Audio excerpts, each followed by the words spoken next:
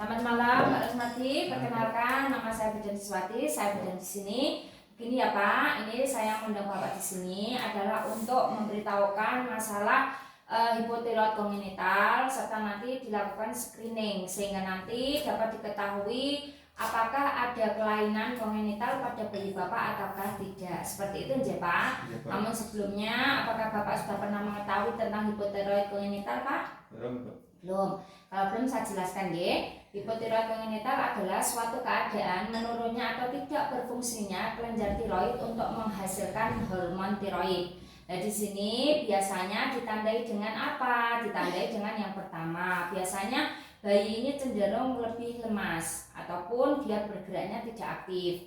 Di sini juga bayi terlihat bisa kuning serta perutnya buncit atau membesar, serta di sini juga pusarnya itu agak keluar atau bodong ya Pak kalau orang Jawa ya.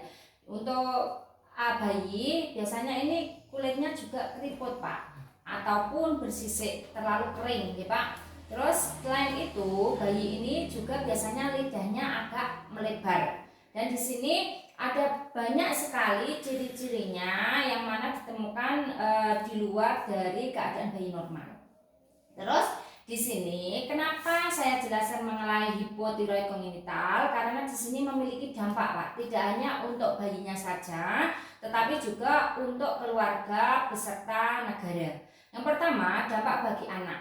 Ketika bayi ini sudah menjadi anak dan belum terdeteksi hipotiroid kongenital, maka anak tersebut akan mengalami adanya penurunan fisik secara keseluruhan serta di sini juga anak mengalami keterbelakangan mental Pak.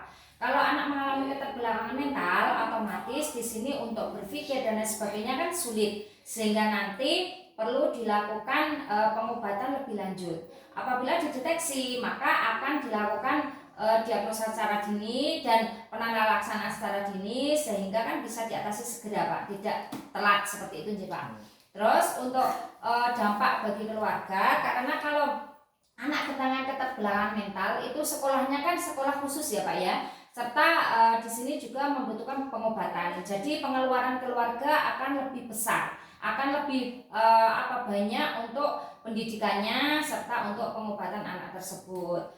Selain itu keluarga juga kadang merasa malu ya Pak ya, karena kan anaknya kok beda dengan teman-teman seusianya, serta ibaratnya kok perawakannya dari muka dan lain sebagainya kan beda kan, biasanya kan menyebabkan rasa kurang percaya diri dari keluarga. Yang ketiga, biasanya untuk negara ini apabila tidak dideteksi secara dini maka negara akan menanggung dari pendidikan dan pengobatan anak-anak dengan hipotiroid kongenital kurang lebih 1.600 bayi ataupun anak dalam kurun waktu 1 tahun, yang mana di sini akan menguras dari pendapatan negara. Serta di sini juga untuk jangka panjang ketika anak ini sudah dewasa dengan perawakan seperti itu, keterbelakangan mental, maka sumber daya manusia yang dihasilkan itu akan sangat rendah Pak. Sehingga nanti akan berpotensi menghasilkan generasi yang kurang berkualitas. Seperti itu nggih Pak. Terus di sini saya akan menjelaskan kepada Bapak mengenai screening hipotiroid kongenital. Screening hipotiroid kongenital adalah deteksi dini untuk mengetahui adanya gangguan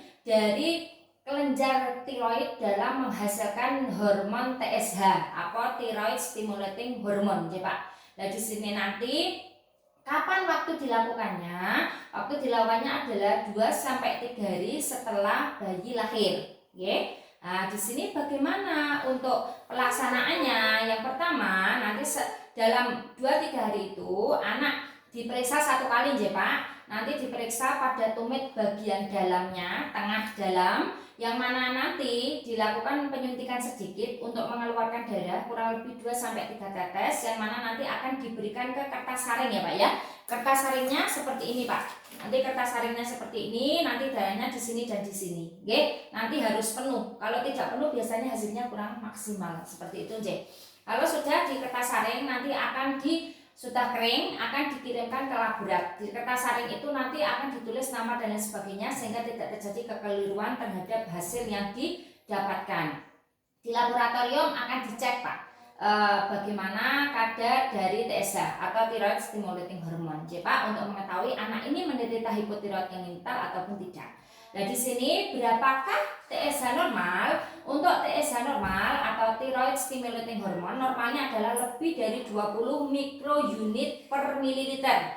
Oke. Apabila kurang dari 20 mikrounit per mililiter, maka anak bisa dikatakan menderita hipotiroid kongenital. Seperti itu, Pak. Terus di sini hipotiroid kongenital ini biasanya dilakukan langsung bisa di rumah sakit ataupun ketika bersalin di puskesmas juga bisa dilakukan di puskesmas.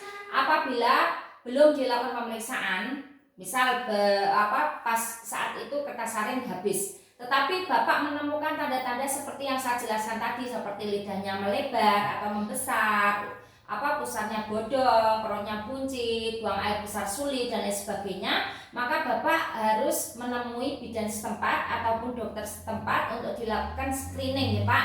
Screening sehingga nanti dapat diketahui apakah ada gangguan ataupun kelainan terhadap hipotiroid kongenital pada bayi Bapak. Seperti itu kiranya, Pak. Apakah kira-kira Bapak sudah jelas? Sudah jelas, Bu. Ada yang mau ditanyakan, Pak? Sementara belum. Belum. Kalau begitu kan Bapak tadi sudah jelaskan. Bapak bersedia nggih putrane nanti dilakukan pemeriksaan? Bersedia. Ini kan baru 2 hari ya Pak ya. Jadi nanti saya akan melakukan pemeriksaan terhadap bayi Bapak sehingga nanti bisa dilakukan cek lebih cepat. Seperti itu aja Pak. Oke. Terima kasih atas kerjasamanya. Semoga nanti hasil pemeriksaannya bagus. Dan mohon maaf ya Pak apabila ada salah-salah kata. Semoga semuanya bagus dan sehat semua ya Pak ya, baik ibu maupun bayinya. Terima kasih atas kerjasamanya ya Pak. Oke.